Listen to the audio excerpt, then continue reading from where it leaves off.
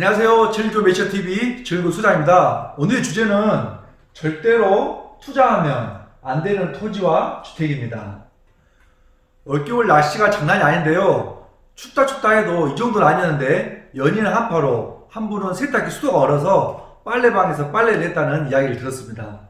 그렇다면 왜 이렇게 영하 20도, 30도까지 내려가는 한파가 생긴 걸까요? 바로 지구의 온난화로 인해 이 북극 빙하가 녹아서 수면이 상승하고 이 공기 팽창이 늘어나면서 북극의 찬 기온이 한반도까지 밀려서 왔기 때문이죠. 그래서 갈수록 이 바다의 해수면이 높아지고 또 가까운 수년 내 일본은 바다에 잠긴다는 이야기도 들었습니다. 그렇다면 이 온난화와 해수면 상승 인해 토지나 전원주택을 투자하시는 분들께서는 이 점 하나만 명심하시면 좋을 것 같습니다.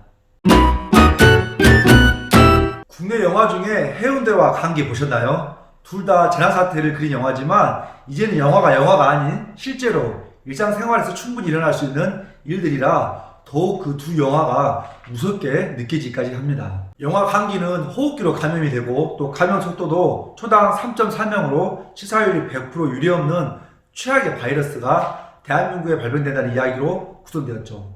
이에 정부는 전 세계적인 확산을 막기 위해 국가 재난사태를 발령, 급기야 도시 폐쇄라는 초유의 결정을 내리고 시민들은 큰 혼란에 빠지며 목숨을 건 사투가 시작되는 영화입니다.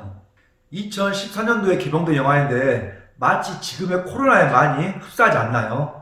이제는 영화가 아닙니다. 얼마든지 실현 가능성이 있는 거죠. 영화 해운대도 마찬가지죠. 부산 해운대에 초대형 쓰나미가 시속 800km 부산을 삼켜버립니다. 실제로 일본에서도 해일로 많은 인명피해가 있었죠. 비록 영화 속 이야기지만 언제든지 실제로 일어날 수 있는 가능성이 있다고 봅니다. 지구온난화 영향으로 빙하가 급속히 녹으면서 한반도 연안 해수면 상속도가 가팔라지고 있는데요. 1990년부터 지난해까지 30년간 한반도 연안의 평균 해수면이 매년 3.1mm씩 높아지고 있는데 불과 10년 만에 연평균 상승률인 2.97mm보다 더 높은 수치를 보이고 있죠. 최근 10년으로 따져 계산해보면 한 해 3.68mm씩 해수면이 상승하고 있다고 보면 됩니다.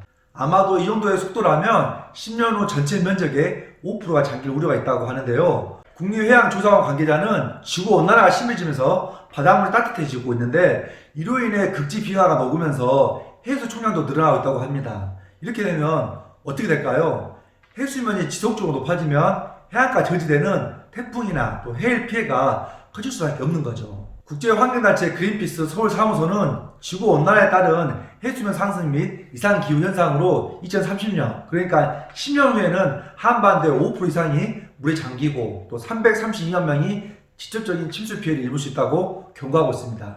이쯤 되면 조금 예상이 되시나요? 바로 투자가 되었든 귀촌을 하든 세컨하우스를 구입하든 해안가 저지대의 토지를 구입하는 것은 미래의 안전을 위해 위험하다는 사실을 말씀드리고 싶습니다. 예전에 들었던 이야기인데요. 바닷가 앞에 위치한 토지가 너무 마음에 들어 노후에 집 짓고 낚시나 하며 살 요량으로 토지를 계약했는데 나중에 보니까 이 물에 잠겨서 토지가 안 보인다는 것입니다. 알고 보니까 썰물로 인해 물이 빠져나간 상태에서 그 땅을 보고 계약을 한 것이죠. 주기적으로 밀물로 인해 물이 들어오니 그 땅에 집은커녕 바닷물에 가려 형체도 볼 수 없는 웃지 못한 이야기를 들은 기억이 납니다. 지금 이 사진 보이시나요? 누구나 바다가 보이는 곳에 그림 같은 집을 짓고 노후를 보낼 생각을 한두 번씩은 해보셨을 겁니다. 하지만 앞에서 말씀드렸듯이 갈수록 연안 해수면 상승 인해 태풍이나 해일이 오게 되면 가장 먼저 피해를 볼 수 있기 때문에 노후를 위해 이 바닷가 인근의 저지대들 토지나 주택을 구입하는 것은 좀 더 고려해 보았으면 하는 마음으로 영상을 올려봅니다. 오늘 방송은 여기서 마치도록 하겠습니다. 끝까지 시청해주셔서 감사합니다.